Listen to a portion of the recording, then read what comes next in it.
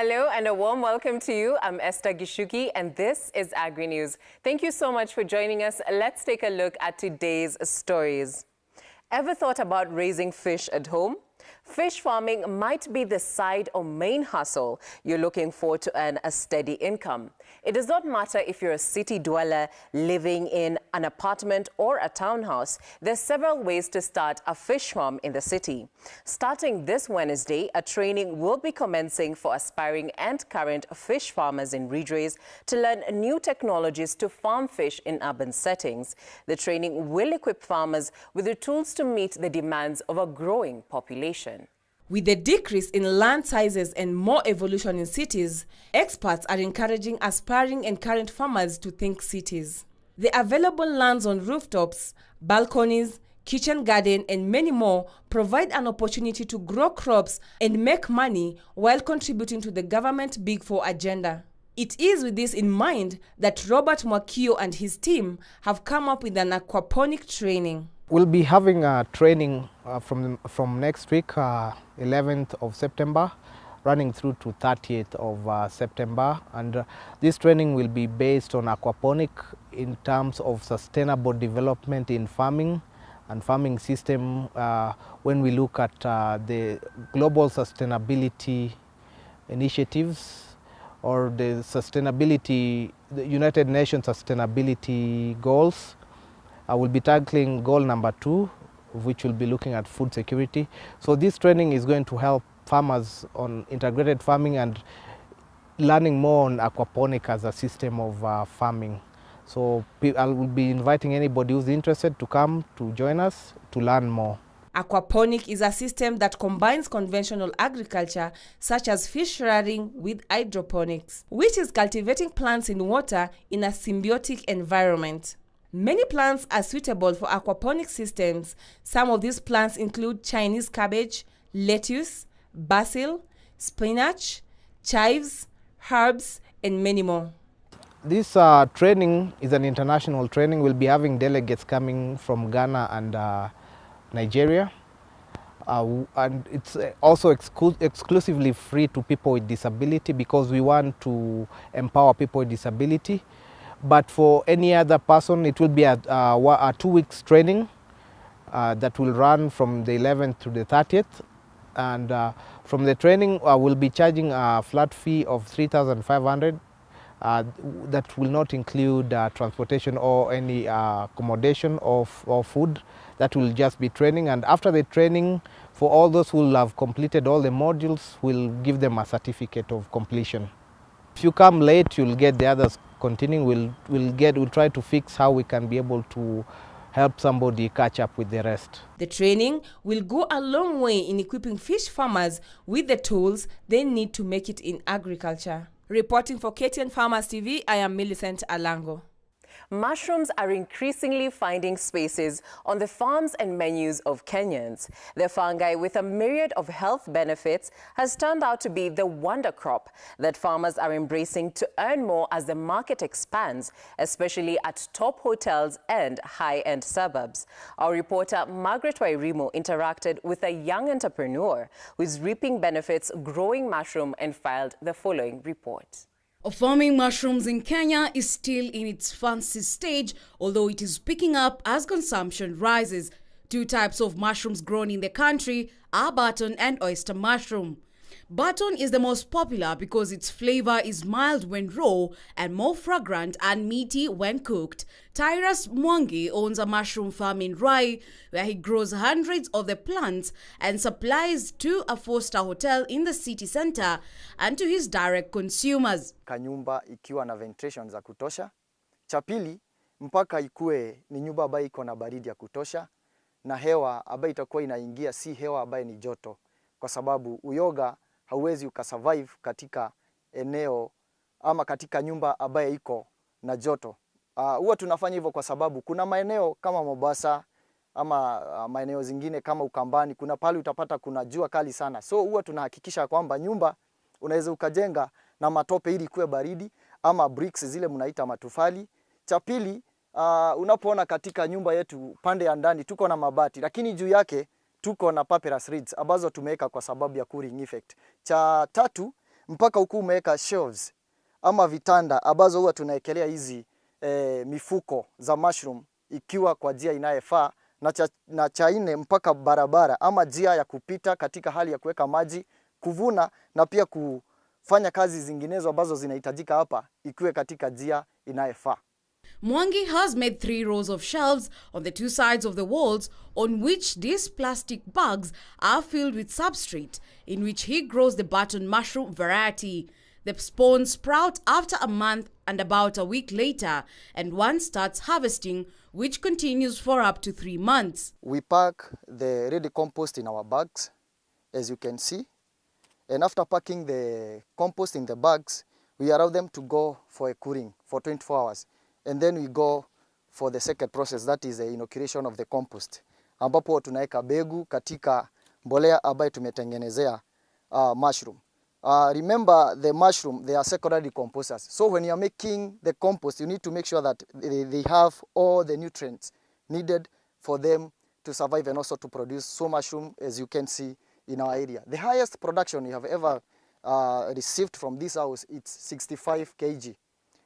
Na katika hii nyumba tuko na mifuko 860 ambaye tuliweza kutoa katika bales za nyasi 199. He harvests the produce from the 65 bags, packs it in pallets of 250 grams each, and delivers them to the hotel and his direct consumers, where he has a guaranteed market. And 250 grams in our market, it's around 150 to 200, but it depends to the place you are taking them. There are those who will take with the 100, others will take with 200, sometimes they will take with 150. Yeah, that is button mushroom. Kenya's hospitality sector has been on upward trajectory, supported by increase in international tourist arrivals and local meetings. For Agri-News, I'm Margaret Muirore. Poultry farming is playing an important role in the economy and fulfilling the nutritional demand in Kenya. Reports show some people are becoming billionaires by commercial poultry farming in Kenya. Most of the farmers in Kenya either rear layers or broiler chickens. In the next report, Jacqueline Kemunto enlightens us on how women in Machakos County are making ends meet and becoming millionaires through poultry farming. Poultry farming is an important sector in the agriculture industry in Kenya, as it forms a business platform for entrepreneurs, and it also brings an income to the person involved in this kind of farming. Reports have shown that some people are becoming billionaires by commercial poultry farming in Kenya. Most of the farmers raise egg-laying or broiler chicken. Raising some other domestic birds can also be seen in Kenya. Sabina Sabiri is one such farmer in Machakos County who specializes in the rearing of indigenous poultry. Ninachufunia sana kwa ufungaji wa kuku juu ni kitu iko kwa damu. Ni kitu Mungu amenipea. Nashukuru sana since 2006 ndio nimeanza hii mradi. Na nilianza na kuku chache kabisa. Na nikaendelea tu juu ni kitu nilikuwa nataka na ni kitu nilikuwa najifunia sana kwa roho yangu. Na tena nikawa supported by familia. Sasa nikaanza kuku ya layers. Wakati nilianza kuku ya layers nilifunga, nikaanza kuuza mayai, nikaendelea for almost 10 years. Alafu nikapata tender in KTN Hospital whereby nilikuwa na supply crates for as a tender. Kutoka hapo nikaonelea at least nichukua another tribe, another breed, nikachukua broilers. Broilers nikafunga for about almost a year. Nilikuwa napeleka, nikapata tender huko Naivas. Kifaranga inalalia mattress na kifaranga inawekwa napi. Kama sasa wakati nileta vifaranga for 2 days nilikuwa nimetandika all over magunias. Kwa sababu wakati kifaranga yamekuwa hatched kwa miguu yake inakuwa so light. So ukimleta hapa kwa these wooden shavings utaanza kumstress. Juu anakanyanga kitu inamdunga. So unaweka kwanza unaweka hiyo mula, that's the wood shavings.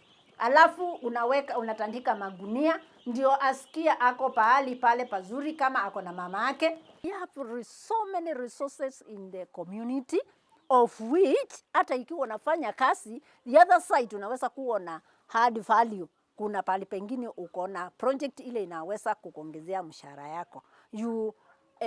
Kilimo biashara ndio ni kitu imechange watu wengi kutoka hata ikiwa una mshahara.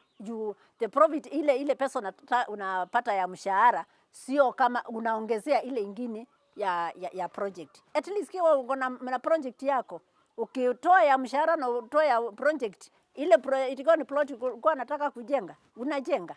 Poultry housing systems and design depends on the farming system and chosen poultry breeds. A good designed and well-facilitated poultry housing is a must for commercial poultry farming in Kenya.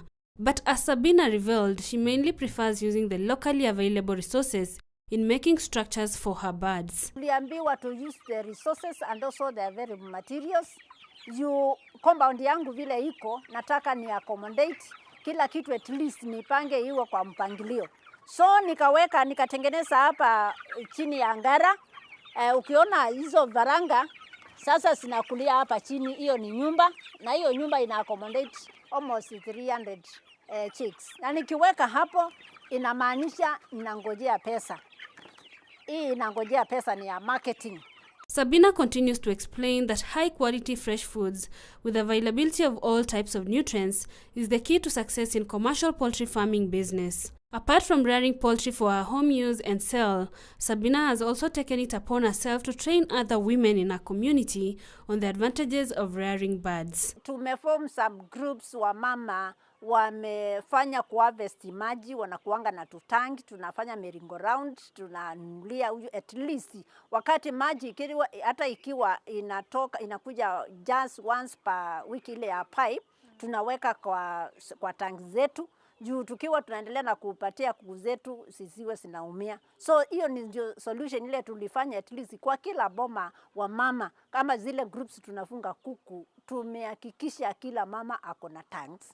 After the training nikawa kama role model, na nikachukua hii kitu ni kitu ya maana katika life yangu, na kati ya life yangu na wale wa mama wengine. Nikasema mimi sitatembea peke yangu, nataka nitembee na wale wa mama wengine, at least nikifunga kuku nisiwe peke yangu.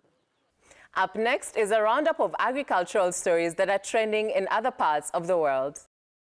China's Vice Premier Hu Xinhua has urged the country's main hog production areas to step up efforts to stabilize and recover production, state news agency Xinhua reported, amid a highly damaging outbreak of African swine fever. The deadly disease, first detected in China a year ago, has slashed the country's pig herd by almost a third and pushing hog prices to record highs. Who say that ensuring stable pork supply is one of the most urgent tasks for the country's work on agriculture, rural areas, and farmers in northeastern province of Heilongjiang, an important hog production area. The Food and Agriculture Organization of the United Nations, FAO, is providing immediate livestock protection assistance to drought-affected pastoral and agro-pastoral communities in Ethiopia, while sending off a consignment of veterinary drugs from Addis Ababa to Omaria and Somalia regions. Dr. Alimahu Mkonan, the Chief Veterinary Officer from the Ministry of Agriculture, thanked FAO for the intervention. He said the organization has historically played a key role in responding to livestock emergencies and diseases, including the eradication of rinderpest in Ethiopia. And in Zambia, one of Zambia's biggest farm input suppliers, Africa Grain Resources, AGR, plans to invest some $150 million with local farmers to develop an irrigation dam, a 50-megawatt solar farm, and expand the already existing grain silo capacity by 80,000 tons. AGR's chairman say the expansion program will see the joint venture seeking to add value to produce for local and export markets. It will also add to factories currently owned by Agri Options Limited. On today's segment of Sauti ya Mkulima, we highlight how climate change has affected farmers in Machakos County. Tuko na challenge kubwa sana ya maji. Watoto wetu wamesoma, wamefika form 4, mtoto amepata kama B, lakini ameingia kwa changalawe. Ukiangalia kwa mito yetu, hakuna maji. Na this area ni area tungefanya kama gabions. Serikali ingetufanyia gabions, ndio tuwe na ukulima, kilimo biashara. lakini ukiangalia kwa mito hakuna maji, changarawe yote imekuwa emptied. Nao watoto wetu wameajiliwa nao watu wa maroli. Kwa hivyo inikadhia naweza sema hakuna mito iko na maji. Ukiangalia kama Thwake, maji changarawe yote. Ni kweli Ukambani kuko na ukame, lakini serikali ikitusaidia kwa mito yetu. Kwa saa hii hakuna mto ambao unapitisha maji. Sand harvesting imekuwa mingi sana, mito zimekauka. Serikali ikitujengea gabions, wengine tuko na mashamba karibu na mito, tunaweza pata maji, na pia ikituchimbia mbozi nyingi tunaweza pata maji zaidi. Kama saa hizi ile borehole ambayo iko karibu na sisi ni kilomita 2 na kwetu ni mbali sana. Tungaliweza kuuliza hapa maji si mbali sana kwenda deep, na kuna wale ambao wanachimba these wells, like for example kuna mahali yamechimbwa hapa karibu na about 30 feet maji yanatoka, na hiyo inaweza pia kusaidia.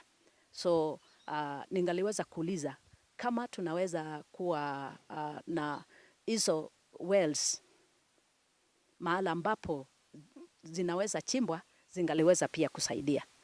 Yeah. Now let's look at how different agricultural commodities are performing in different markets across the country.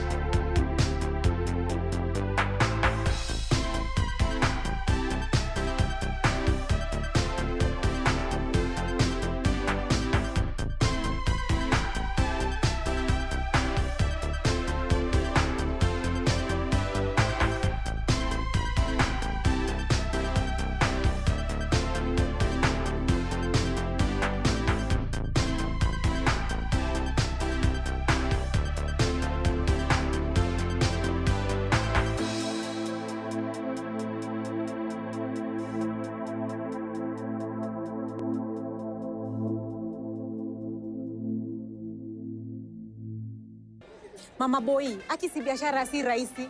Wacha si tukae tu hapa na stress. Ati stress? Sijakwambia next week nafungua kiosk. Hey, Jumina, weka. Need to save? Weka na KCB M-Pesa. Save money easily on your phone at over 6% interest rate. Go to the M-Pesa menu, loans and savings, select KCB M-Pesa and start saving now. The more you save, the more you can borrow. Weka.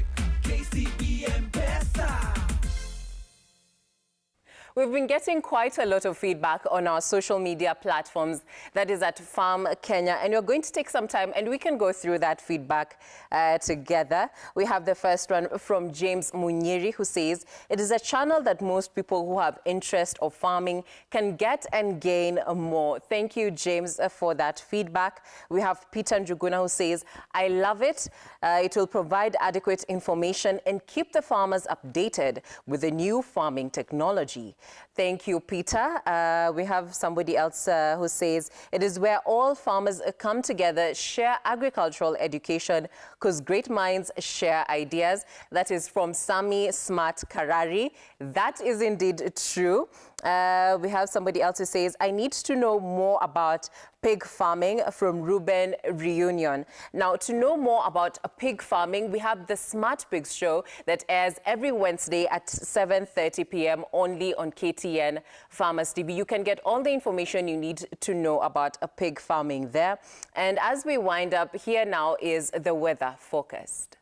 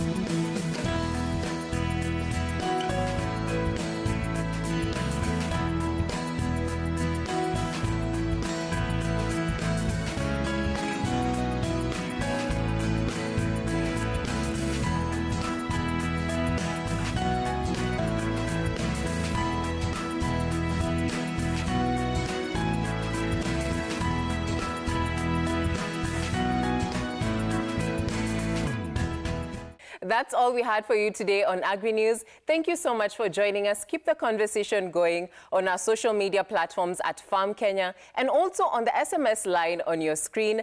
And when you're sending in your feedback, start with the word Agri News, tell us your name and which county you're coming from, and we'll read that feedback together every single day here on Agri News. I'm Esther Gishuki, and until next time, goodbye.